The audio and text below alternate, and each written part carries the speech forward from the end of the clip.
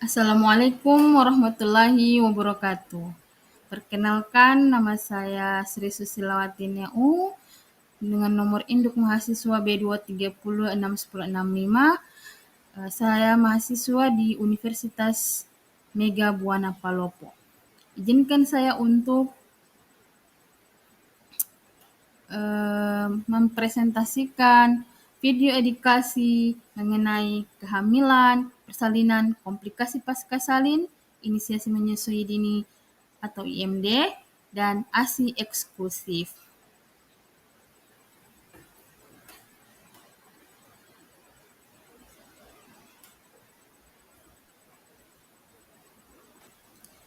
Marilah kita mulai dengan yang pertama, yakni kehamilan. Menurut WHO, pregnancy atau kehamilan adalah proses 9 bulan atau lebih di mana seorang perempuan membawa embrio dan janin yang sedang berkembang di dalam rahimnya.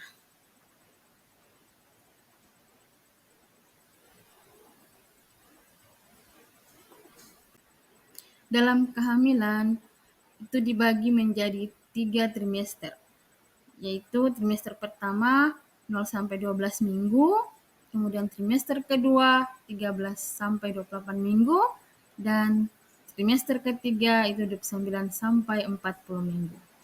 Atau biasa dikenal dengan kalau di trimester 1 itu adalah usia kehamilan 1 sampai 3 bulan, kalau trimester 2 itu 4 sampai 6 bulan, 6-7 bulan, dan trimester 3 ini yaitu kehamilan di atas 7 bulan sampai dia cukup bulan itu 9 bulan. Nah, tadi kita membahas tentang kehamilan. Jika kehamilan terjadi, maka pasti akan ada persalinan. Persalinannya itu proses pengeluaran janin dan plasenta dari dalam rahim ke dunia luar.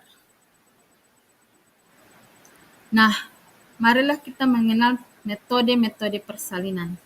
Metode persalinan ini dibagi menjadi 3. Yang pertama itu persalinan pervaginam tanpa bantuan. Artinya itu melahirkan secara alami. Kemudian yang kedua itu persalinan pervaginam berbantu. Itu dengan cara forceps dan ekstraksi vakum, itu biasanya dilakukan oleh dokter spesialis. Kemudian amniotomi, yaitu dengan pemecahan selaput ketuban, dan episiotomi, itu dengan pelebaran jalan lahir, serta persalinan induksi. Kemudian yang metode ketiga yaitu dengan operasi sesar atau lebih dikenal dengan seksio sesaria. Itu dilakukan oleh dokter spesialis kebidanan dan kandungan. Dalam persalinan tentu akan terjadi komplikasi. Nah, apa saja komplikasi pasca salin?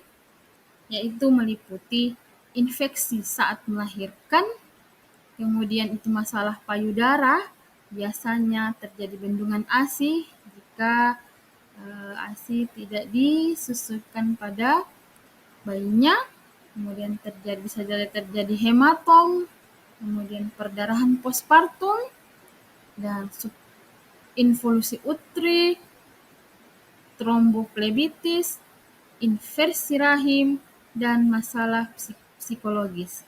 Masalah psikologis ini biasanya terjadi pada ibu yang biasa kita kenal dengan baby blues.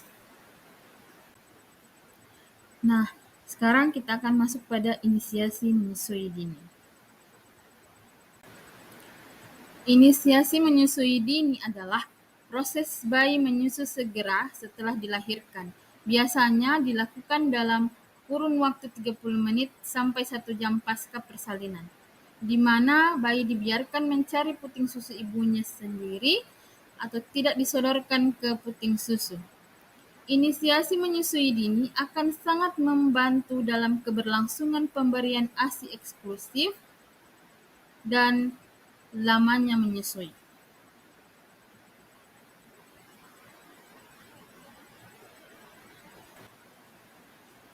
Inisiasi menyusui dini atau IMD ini tentu akan sangat memberikan manfaat bagi ibu dan bayi.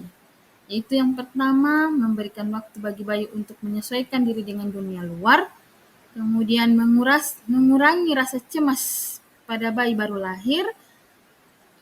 Yang ketiga, itu membuat ibu lebih tenang dan bahagia, meningkatkan motivasi ibu untuk menyusui, kemudian dapat meningkatkan fungsi imun bayi. Karena biasanya pada saat bayi pertama menyusu itu di ASI ada mengandung kolostrum. Kolostrum itu yang berwarna kekuningan, yang ASINya yang begitu keluar itu berwarna kekuningan. Jika kolostrum itu didapatkan oleh bayi, disusui oleh bayi, maka itu dapat meningkatkan fungsi imun bayi.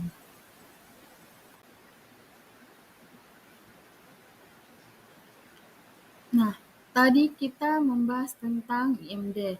Tentu akan ada kaitannya dengan ASI eksklusif. ASI eksklusif adalah pemberian ASI atau air susu ibu untuk bayi sejak bayi itu baru lahir hingga berumur 6 bulan tanpa digantikan oleh minuman serta makanan lain. Jadi, usia bayi 0 sampai 6 bulan, bayi ini hanya diberi ASI saja. Pemberian ASI eksklusif, yaitu dari umur bayi 0 sampai 6 bulan, tentu mempunyai manfaatnya. Manfaatnya bagi ibu, yang pertama yaitu dapat mengurangi resiko kanker payudara. Kemudian mengurangi perdarahan setelah melahirkan, mempercepat pemulihan kandungan, kemudian mempercepat penurunan berat badan setelah melahirkan, kemudian juga dapat menunda kehamilan. Manfaatnya bagi bayi yaitu dapat menjadi sumber makanan terbaik sampai usia 6 bulan, kemudian bayi itu tidak mudah sakit, meningkatkan kasih sayang antara ibu dan bayi. Terjadi bonding attachment. Kemudian itu dapat menunjang tumbuh kembang bayi. Sekian video singkat dari saya. Terima kasih sudah menonton. Assalamualaikum warahmatullahi wabarakatuh.